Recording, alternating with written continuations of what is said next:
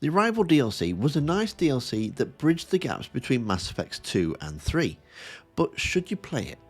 In this video I want to have a look from a narrative standpoint of how it fits into the overall game. Welcome back, Commander. I really enjoyed Arrival, and although it is fun and challenging and added to the overall threat of the Reapers, it wasn't without its issues. Switching the gameplay from team-based to solo, unimaginative writing and clearly missing some voice lines. I mean, this has to be the quietest that Joker's ever been. Get us out of here, Joker!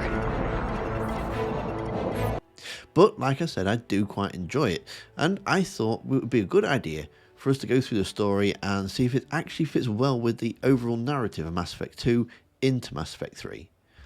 Or not. So strap in, buckle up, hold on tight, it might be a bumpy flight. The first problem we come up against is the unlocking of this mission. Originally this DLC was released after Mass Effect 2 had launched and served the gap between Mass Effect 2 and 3. The reason for this will become clear later on, but for subsequent playthroughs, if you have the Legendary Edition, then the mission is unlocked after the mission on Horizon.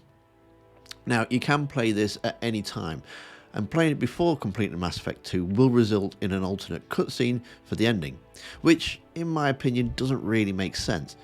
If you're on PC, I recommend using the Arrival timing mod so that it won't trigger until after the main story is complete.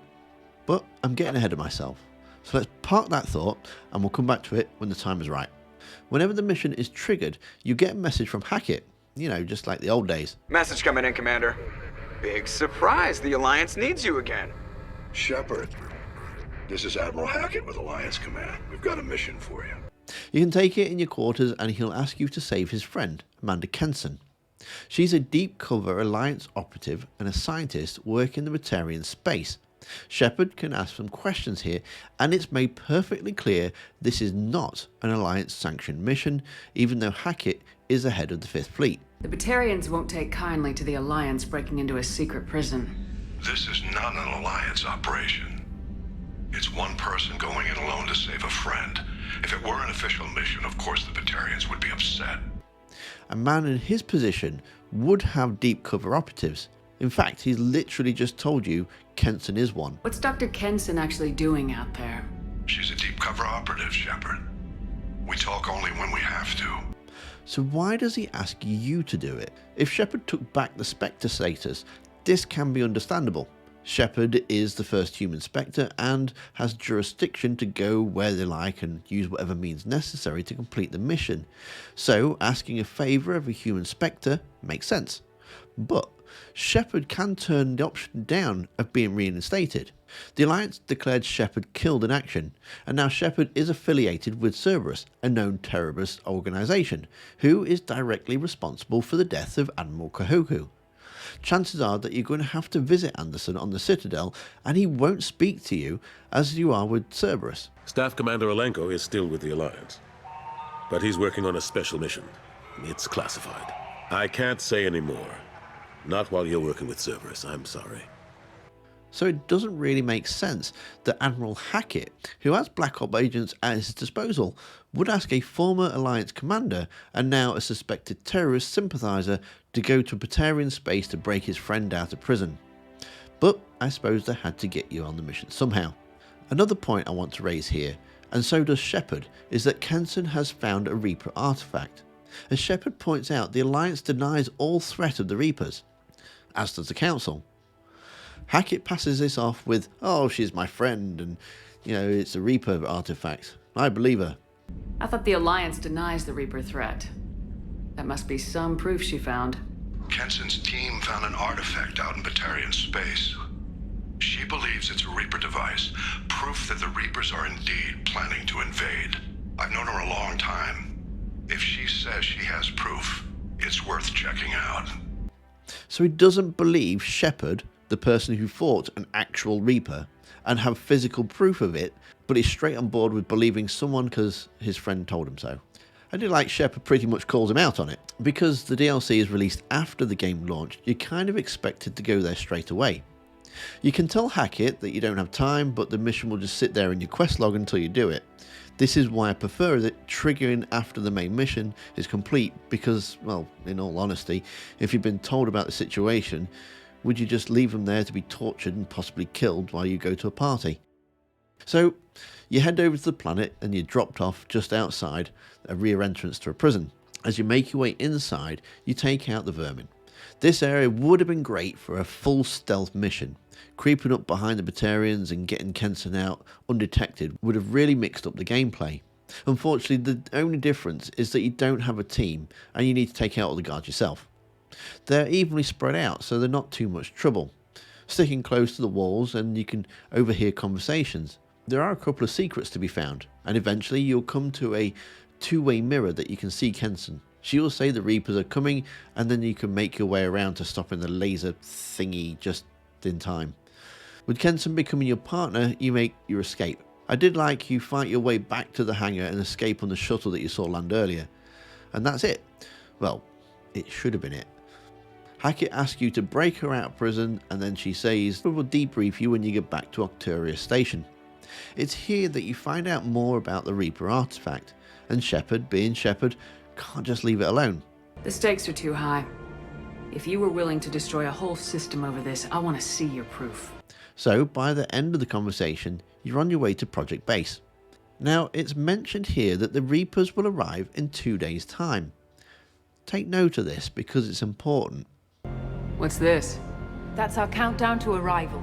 When that gets to 0, the Reapers will have come. Once the Reapers arrive from dark space, they can then just use the relay network to get around the galaxy. So, their plan is to launch an asteroid into the relay and stop the invasion. Seems like a good idea. Now, listen to what Kenson says here, and we'll come back to this a little later. The Reapers will reach this system regardless. I know I keep saying that, but I don't want to spoil the summary. So, make your way around to see the artifact that they've recovered, and Shepard initially realised that having it out in the open isn't good. As Kenson suggests, it shows Shepard a vision and the Reapers arrive into the system. And this would have been a great point that Shepard got indoctrinated to tie in with the indoctrination theory. If you haven't heard of it, it's basically a fan theory that was officially debunked by the developers and was what happened at the end of Mass Effect 3. It's actually a very well constructed theory in my opinion. Anyway, from here all hell breaks loose. Kenson, who was indoctrinated, now demands that the project is stopped. Why she waited for this moment is because Shepard is there. You will see audio logs dotted about that allude to the indoctrination being subtle, making her doubt herself, questioning if it's the right decision. Now, they want to detain you, so they can't start the project back up. You fight 10 waves of enemies here. It's hard, as it's only you and no squad, but it is possible to survive. I've never actually done it myself, but the result is all this the same. Either the guards knock you out, or the artifact sends out a pulse knocking you out as well. When you wake up, you've been sedated for 2 days now, and you've been stripped of all your weapons and armour. So you'll need to break out. Now you don't have long until the Reapers arrive. You need to get the project up and running to destroy the relay. It's here that you get control of a Loki mech, killing a guard and opening the door. Once you have your equipment, it's now to fight to the controls. I love the station. It actually feels like a living place, and you see different areas and operational rooms. The detail here is actually quite impressive. You're taking on a variety of guards, from standard shooters to ones with tech abilities and flamers. Once you get to the project control, you'll only have a short 2 hours left. When attempting to start the project, the system warns you of many Batarian lives that will be lost. You do get a chance here whether to warn them or not, but ultimately it leads to nothing more than a couple of dialogue changes, based on if you did actually try to warn them. Which is a shame, because I think that it could have been done more with that choice. Either way, cut off by Kenson and doing a typical mustache twirling bad guy act and telling the hero of her evil plans. Oh dear, I don't know why I did that. Instead of just doing it. Close the tank! Wait, aren't you even gonna watch them? They could get away. No. I'm going to leave them alone and not actually witness them dying. I'm just going to assume it all went to plan. What? But I suppose they need a little exposition for the player. So it's off now to find and stop Dr. Kenson. To do this, you must insert the MacGuffin things to reactivate the reactor. These are not actually hard to find, as you'll come across them as you make your way through the building. Along the way, you'll find more guards until you reach Dr. Kenson, and it's here you get your second pointless choice of the DLC. Now, I know not all choices have to have consequences, and these have just been here for role-playing purposes. But even if you end up with the same place, at least give us some variation. For example, if you shoot Dr. Kenson, she doesn't push the detonator, but the explosion goes off behind you, a guard jumps you or something and knocks you out. Having her press the detonator, if you shoot her or not, it just seems a little lazy to me. So anyway, the explosion knocks you unconscious, and by the time you wake up, you're down to 5 minutes left. And that's all that's left to get to the communication tower, call Joker, and then get out of there. Top of the building now has a few waves of guards and a mech to deal with, and you can see the arrival meter at the bottom right corner slowly inching up.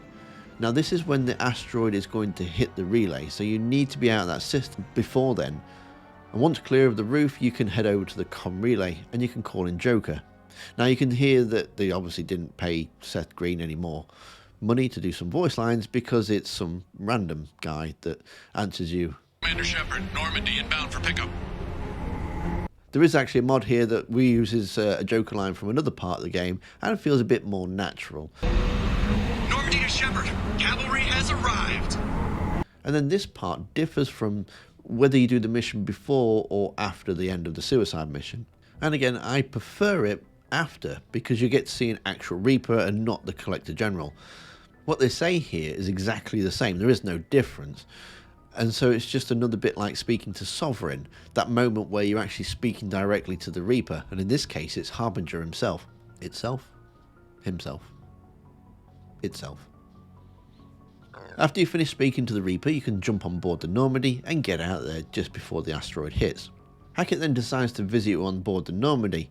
He wants filling in the bits between the missions that he sent you on, saving Dr. Kenson and the destroying the actual system. I can go through a few different options here. And you believe the Reaper invasion really was a threat? No doubt about it. We literally had minutes to spare. Understood. I won't lie to you, Shepard. The Batarians will want blood, and there's just enough evidence for a witch hunt. And we don't want war with the Batarians. Not with the Collectors out there taking our colonists. If you do it before the end of the suicide mission, you'll get to ask him about the Collectors, to which he has this response. What's the Alliance doing about the Collectors? We're setting fleets around our major colonies and evacuating our smaller ones. But the ships that encounter the Collectors haven't reported back. We're outmatched. I'm really hoping you and Cerberus have an ace up your sleeve. And if you've already taken out the Collector General, then you get to ask him about the Reapers, and you get this response. Is the Alliance prepared for a Reaper invasion? That's hard to say. It took multiple fleets and the Destiny Ascension to bring Sovereign down, and that was just one Reaper. If the Reapers come in force, we're just not ready. And that's the end of the mission. A couple of things I found a bit odd about this, and speaking to some of the regular members on the channel, is that would Admiral Hackett actually come on board a Cerberus ship and actually speak highly of Cerberus as well as looking for Cerberus, a known terrorist organisation, to solve the Collector problem? And what I always found a bit odd as well is the fact that you've just killed 300,000 Batarians, and yet he's letting you go fly around the galaxy. Technically, you're now a terrorist and you've killed all these Batarians, blown up a relay, and you're on the verge of starting a war. And it's gone, yeah, just pop back when you're ready and we'll, have you put your blues on when we call, and, in the meantime, yeah, off you pop. Do whatever you have to do out here. But when Earth calls, you make sure you're there with your dress blues on, ready to take the hit. Now, this debriefing with Hackett, you said to him that you've stopped an invasion. Don't forget, at the very start of this mission, Kenson said that the Reapers will arrive anyway. The Reapers will reach the system regardless. Regardless. So right now, as they're speaking, the Reapers are in the remains of that system. They know exactly where the Reapers are, and yet, fair enough, they can't zip about the galaxy like they were intended to because the relay's been destroyed. And it's going to take them a while to travel to the next system that has a relay, but right now, they know exactly where the Reapers are. and yet they do nothing. It'll take them another 6 months, presumably, to travel to the next system, because between the end of Mass Effect 2 and the beginning of Mass Effect 3, it's been 6 months.